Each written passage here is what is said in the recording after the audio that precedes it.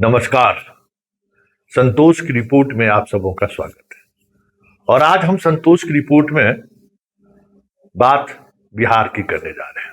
जी हां, सम्राट चौधरी के मुख्यमंत्री बनते ही उनके एफिडेविट सहित उनके शैक्षणिक योग्यता को लेकर सोशल मीडिया में कह सकते हैं कि वायरल हो रहा है। बताइए, बिहार का एक ऐसा मुख्यमंत्री है जिसका एफिडेविट देखिए, उस एफिडेविट में जो है उम्र का हिसाब देखिए, बड़ी बड़ी बातें हो रही हैं। आपराधिक रिकॉर्ड देखिए, किस तरीके के लोग बिहार के मुख्यमंत्री बने हैं, तरह तरह की चर्चा हो रही है। लेकिन मेरा सवाल है कि पेड़ रोपिएगा बबूल का तो आम कहां से खाइएगा। इस प्रदेश की विरासत को जिसने भी साझा किया हो, जिस तरीके से भी साझा किया हो, 4 पिछड़े नेता इस प्रदेश को मिला, दलित और पिछड़े नेता। रामविलास पासवान, लालू यादव, नीतीश कुमार और सुशील मोदी, चारों अपने अपने पार्टी के सुप्रीम रहे। इन चारों को राजनीति में किसने लाया, आज ये वक्त नहीं है इस पर चर्चा करने की। आज वक्त है कि इन चारों ने बिहार को क्या दिया, बिहार की राजनीति को क्या दिया। क्योंकि सम्राट चौधरी चाहे तेजस्वी हो, चाहे निशांत हो, चाहे चिराग हो, ये सारे चेहरे ऐसे चेहरे हैं जिन चेहरों के सहारे परिवार को क्या दिया इसने, ये समझा जा सकता है। मतलब अपने परिवार के बच्चों को भी इन लोगों ने वो नहीं दिया जो इनके परिवार, इनके पिताजी और बाकी लोगों ने दिया। राजनीति में ऐसे थोड़ी आ गए ये लोग। उस दौर में राजनीति में आए जिस दौर में सवर्णों का बोलबाला हुआ करता था। मतलब सवर्णों ने पिछड़ों और दलितों में ऐसे नेताओं को साथ लाया जिसमें कुछ न कुछ चीजें ऐसी थी जो उस राजनीति को देश के मानचित्र में स्थापित किया। ये चारों नेता देश में जाने जाते हैं, लेकिन जब इन चारों नेताओं के हाथ अपनी पार्टी का कमान आया तो इसने क्या किया। रामविलास पासवान ने बिहार के तमाम अपराधियों को सांसद विधायक बना दिया। सूरजभान हो, रामा सिंह हो, एक नाम हो तब ना, राजन तिवारी, छोटन तिवारी, मुन्ना शुक्ला, मतलब अनगिनत नाम है। ये अपनी राजनीति अपराधियों के सहारे सारा। बेटा भी वही कर रहा है। बेटा भी को भी वो इस योग्य नहीं पहुंचा पाए कि देश के मानचित्र पर दूसरा कोई दलित नेता के रूप में दिखाई दे दे। रामविलास पासवान के राजनीतिक जीवन पर आप गौर कर लीजिए। इन्होंने परिवार से जब भी बाहर कभी लोगों को टिकट दिया, लोगों को चुनाव लड़ाया, तो कैसे लोगों को इसने साथ दिया। आप कहां से आप नेता खोजिएगा। सम्राट चौधरी तो आप समझिए बीजेपी जैसे पार्टी के रूप में शपथ, उस पर भी चर्चा होगी। लालू यादव अपने बच्चों को भी पढ़ा नहीं पाए और राजनीति में कैसे लोगों को लाए। जिस समय ये राजनीति में आए थे, जिस समय ये बिहार मुख्यमंत्री बने थे, उस दौर में आसपास लोग थे, जरा देख लीजिए, एक से एक पढ़े लिखे, एक से एक विचारक। जगदानंद सिंह हो, रघुवंश प्रसाद सिंह हो, अब्दुल बारी सिद्दीकी हो, गुलाम सरवर हो, मतलब अनगिनत नाम, शिवानंद तिवारी हो, जो वैचारिक रूप से मजबूत व्यक्ति, फाइट करने वाला व्यक्ति। इस आदमी ने क्या किया, बिहार की राजनीति में तमाम ऐसे लोग जो पढ़े लिखे लोग थे, समझदार लोग थे, जो वैचारिक लोग थे, एक एक करके उन पार्टी से बाहर निकालते चले गए। और मुसलमानों में जो अपराधी किस्म के मुसलमान थे उसको आगे बढ़ाया। जादव में जो अपराधी किस्म का जादव था उसको आगे बढ़ाया। आज पार्टी का और परिवार का क्या हश्र है सबके सामने है। तो जो बोएंगे वही काटेंगे। इन लोगों को लगता था कि राजनीति यही है, पढ़े लिखे लोग आएंगे तो बात पढ़े लिखे की होगी, पढ़ाई लिखाई की बात होगी, पढ़े लिखे लोग आएंगे तो सवाल करेंगे, आपके सामने सवाल रखेंगे तो ये असहज हो जाएंगे। बताइए, जिस गुरुकुल से ये लोग ये पढ़ के निकले, क्या वहां अगर क्या किस तरीके की पढ़ाई हो रही थी, किस तरीके से लोगों ने इनको आगे बढ़ाया। बात नीतीश कुमार की कर लीजिए, खुद पढ़े लिखे इंजीनियर,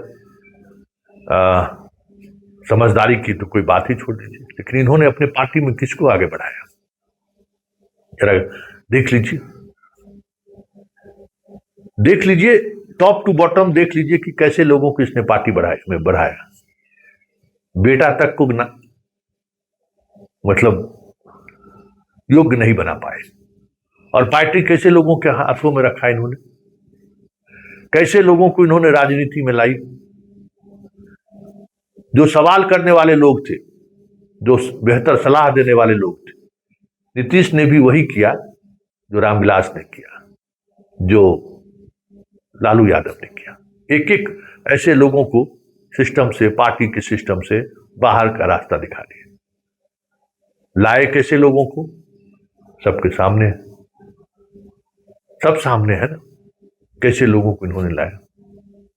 मतलब एक खुद पढ़ा लिखा व्यक्ति, और जाते जाते विरासत किसको सौंप के गए।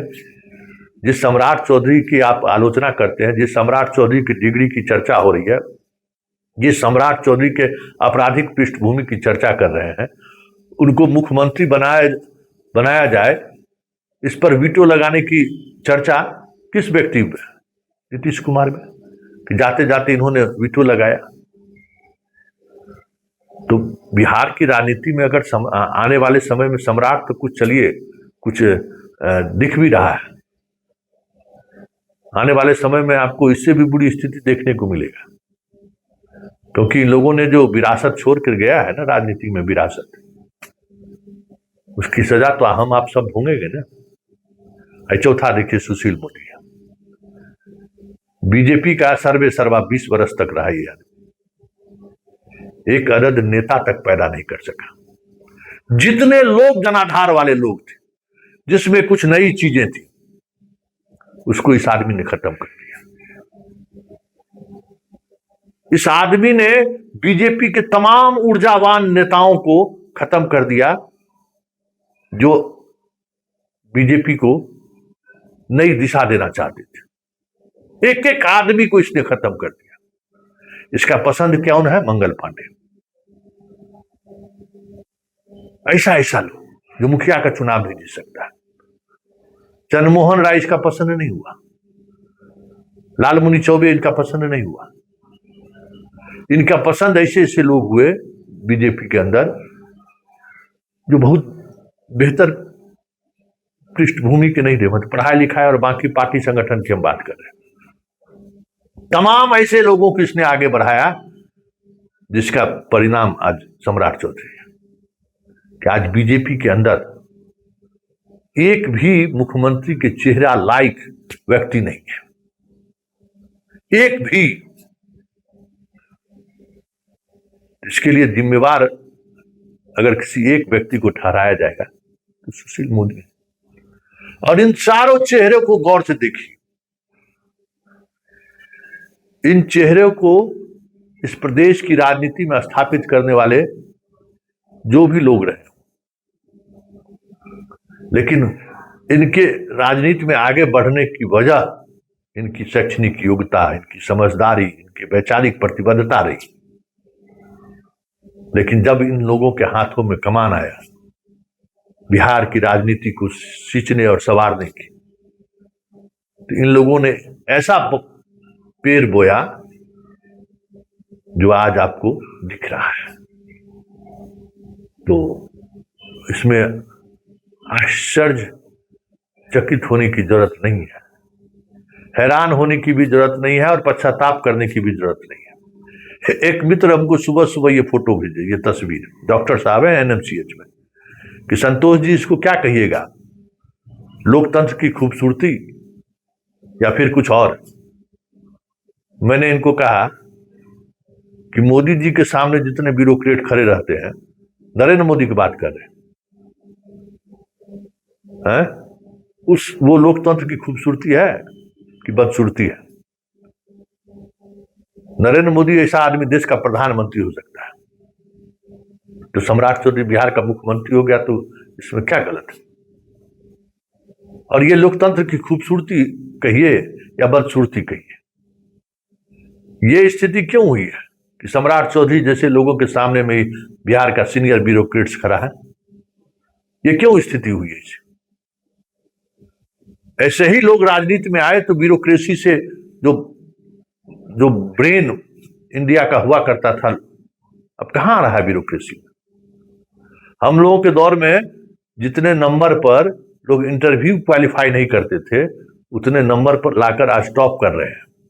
समझ गए ना? यूपीएससी की ये स्थिति है कि हम लोगों के जमाने में जो क्वालिफाई नहीं करता था, इंटरव्यू जिसका कॉल नहीं होता था, आज उतना नंबर लाके टॉप कर रहा है। क्यों? लोकतंत्र के इसी दृश्य को देखकर कोई बाप अपने बेटे को आईएएस बनाएगा क्या? इसी काम के लिए। तो जब से ये लोकतंत्र में ये चीजें दिखनी शुरू हुई, तब से ब्यूरोक्रेसी में पढ़े लिखे लोग, वैचारिक लोग आना छोड़ दिए। वैसी अराजक स्थिति थोड़ी है कि नौकरी में आता है, थानेदार के रूप में एसपी की पहली पोस्टिंग होती है, वहां भी पैसा ले लेता है। आईएएस को जैसे पहली पोस्टिंग वीडियो के रूप में होता है, वहां भी पैसा ले लेता है। क्या कीजिएगा? जब ऐसे ही लोग आ रहे हैं सिस्टम में, तो ये तो भुगतना ही पड़ेगा आपको।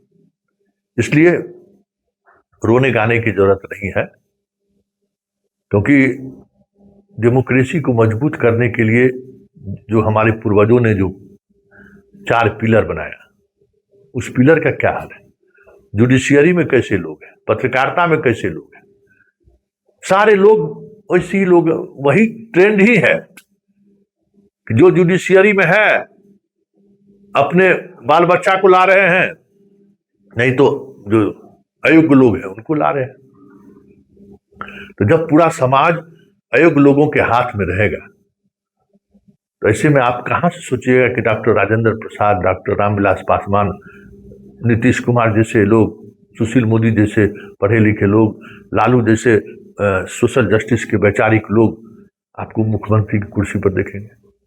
अभी तो सम्राट को देखकर घबरा रहे हैं।